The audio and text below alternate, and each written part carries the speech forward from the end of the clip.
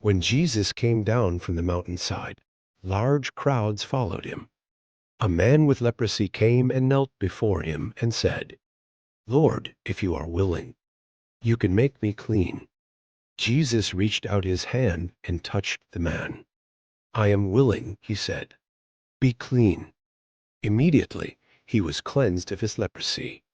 Then Jesus said to him, "See that you don't tell anyone, but go, show yourself to the priest and offer the gift Moses commanded, as a testimony to them." When Jesus had entered Capernaum, a centurion came to him, asking for help. "Lord," he said, "my servant lies at home paralyzed, suffering terribly." Jesus said to him, "Shall I come and heal him?" The centurion replied, "Lord, I do not deserve to have you come under my roof, but just say the word, and my servant will be healed. For I myself am a man under authority, with soldiers under me. I tell this one, 'Go,' and he goes, and that one, 'Come,' and he comes. I say to my servant, 'Do this,' and he does it."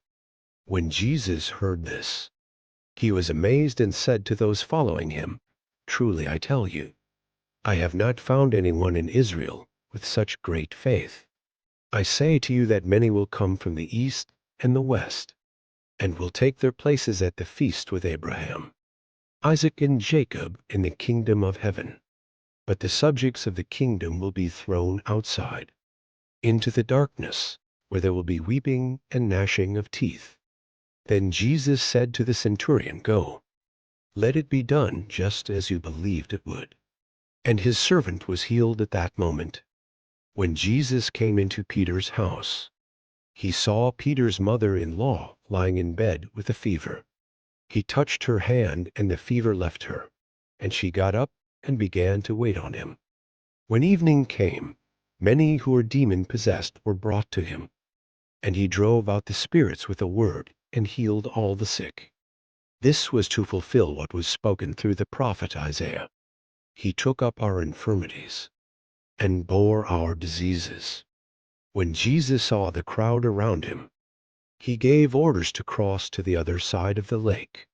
Then a teacher of the law came to him and said, "Teacher, I will follow you wherever you go." Jesus replied, "Foxes have dens and birds have nests, but the Son of Man has no place to lay his head." Another disciple said to him, "Lord, first let me go and bury my father." But Jesus told him, "Follow me, and let the dead bury their own dead." Then he got into the boat, and his disciples followed him. Suddenly, a furious storm came up on the lake, so that the waves swept over the boat.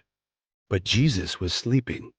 The disciples went and woke him, saying, "Lord, save us. We're going to drown." He replied, "You of little faith, why are you so afraid?" Then he got up and rebuked the winds and the waves, and it was completely calm. The men were amazed and asked, "What kind of man is this? Even the winds and the waves obey him." When he arrived at the other side in the region of the Gadarenes, 2 demon-possessed men coming from the tombs met him. They were so violent that no one could pass that way. "What do you want with us, Son of God?" they shouted. "Have you come here to torture us before the appointed time?" Some distance from them a large herd of pigs was feeding. The demons begged Jesus, "If you drive us out, send us into the herd of pigs." He said to them, "Go." So they came out and went into the pigs, and the whole herd rushed down the steep bank into the lake and died in the water. Those tending the pigs ran off, went into the town, and reported all this, including what had happened to the demon-possessed men. Then the whole town went out to meet Jesus, and when they saw him, they pleaded with him to leave their region.